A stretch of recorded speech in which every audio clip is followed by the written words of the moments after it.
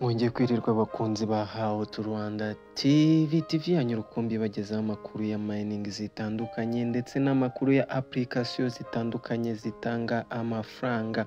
Uyu munsi nagutinda nje kubereka ya application maze igihe mbereka mbabwiraho yitwa FMC Pay. Impamvu ya application ndi kuyigarukaho cyane ni application iri gutanga amafaranga ari riyo, amafaranga kandi akaza neza cyane. Kandi ni coin ya exchange izamuka yiruka. Niba uzi coin ya Binance cyangwa ukaba uzi coin ya OKX cyangwa ukaba uzi coin zose z'ama exchange, urabizi ukuntu izo coin ziba ziri hejuru. N'iyi ngiyi rero ni ibyiri bukore mu minsi iri imbere, irahindura amateka menshi cyane. Aka kanya iri gutanga promotion bagenzi banjye, aka kanya iri gutanga promotion nk'uko mbibabwira. Iyo umajije kuyishyira muri telefone yawe, umajije kwiyandikisha, udownloading application yayo, wamara kudownloading application yayo ugakora icyo bita verification cyangwa KYC, ari byo twita know your customer. Ibyo ngibyo ubikoze bagusaba siporo cyangwa ID yawe bitewe n'icyangombwa ushaka gukoreshaho. So guys, uyu munsi ibyo nje kuvugaho cyane kuko narabivuze inshuro nyinshi. Uyu munsi icyo nje kuvugaho ni ukubereka proof yuko aya mafaranga abikuzwa akavaho. Reka mbibereke neza cyane. Ndaza hano hejuru hari notification kabiri, hejuru hari utuntu tubiri. Ubwo aya ni ama notification abiri bamaye, ndakoraho.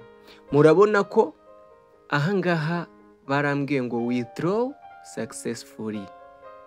Nari imajije ku withdrawinga cyangwa kubikuza amadolari 48.49 ava kuri account ya FMS Pay nyashyira kuri account ya OKX. Ndaza kubereka naho yagezeyo.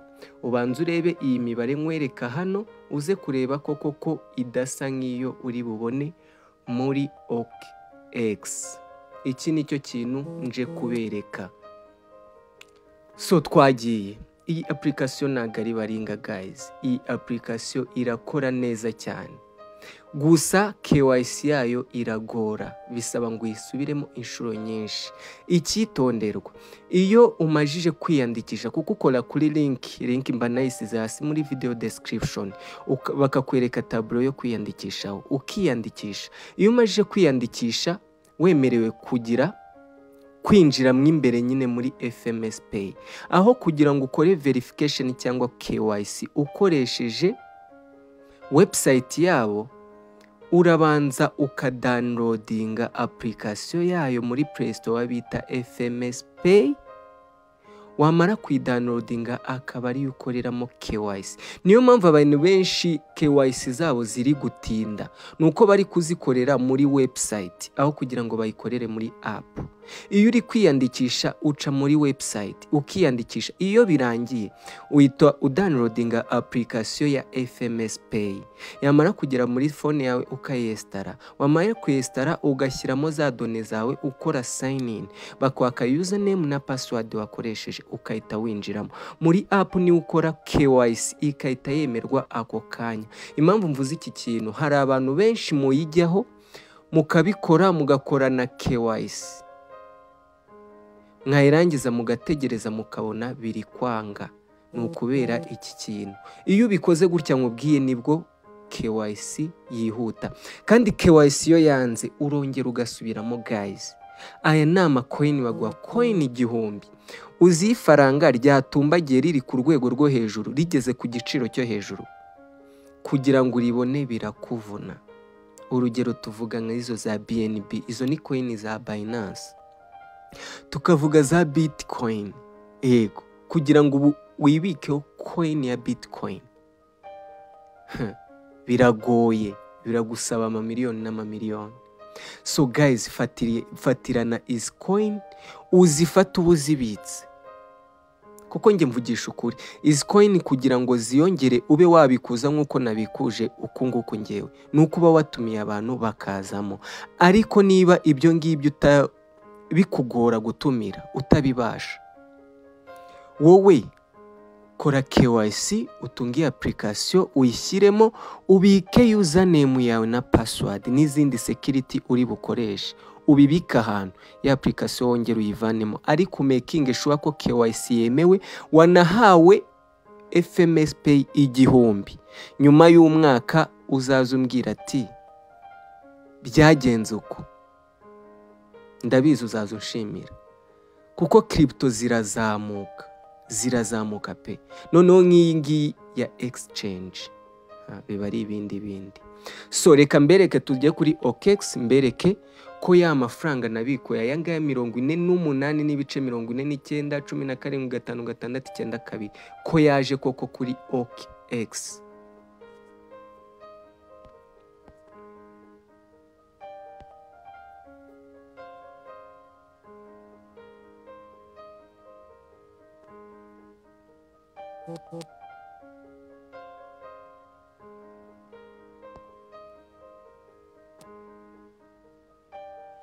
Niba wabibonye neza ngira ngo urabibona. Crypto received amadolari 48 n'ibice 49 17,5,7. Abantu muzi ibi bintu by'ama crypto, iyo yageze kuri OKX cyangwa Binance, ikiba gikurikiye namwe murakizi, nuko yabikuza kandi arabikurika akagera kuri momo yawe mu manyarwanda. So guys, byumve neza, mu manyarwanda. Iki nicyo kintu narinje kubereka ko iyi application atari baringa, ahubwo iyi application irakora, kandi irakora cyane.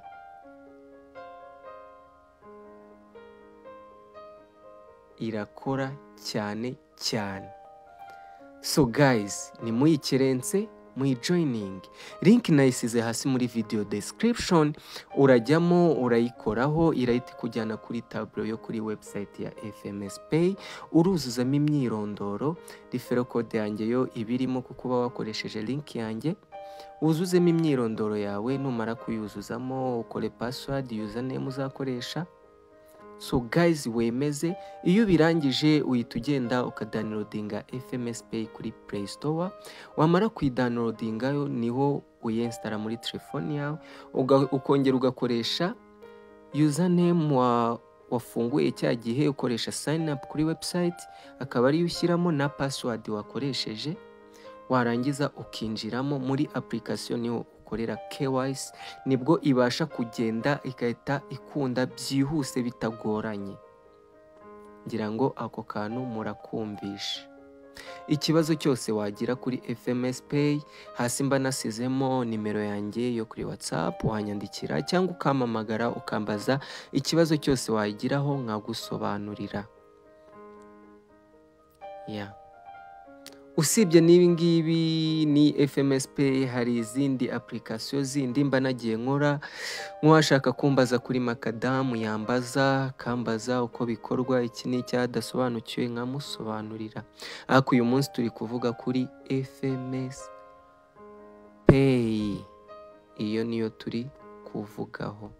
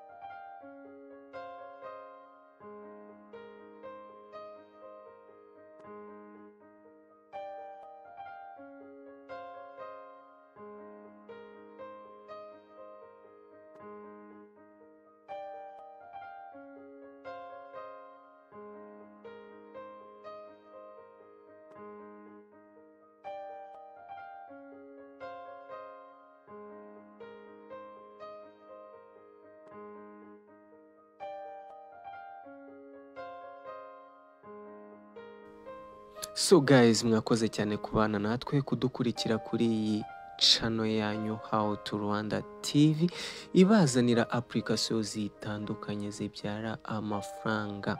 Nongere nsubiremo aka kantu, niba KYC ya FMS Pay yawe idakunze yisubiremo, niyongere nikunde wongera uyisubiremo, kuko aya ni amafaranga. Mu gihe cy'umwaka cyangwa imyaka 2 uzaba unshimira ndabizi, kuko iri kuzamuka ku muvuduko wo hejuru, kandi ndabizi ko atari ngewe uyumvanye, wenda yaba ari ngewe ugukonfaminze ko iyi application yizewe 100%. So guys, tubonane mu zindi video. Ciao, hasta la vista.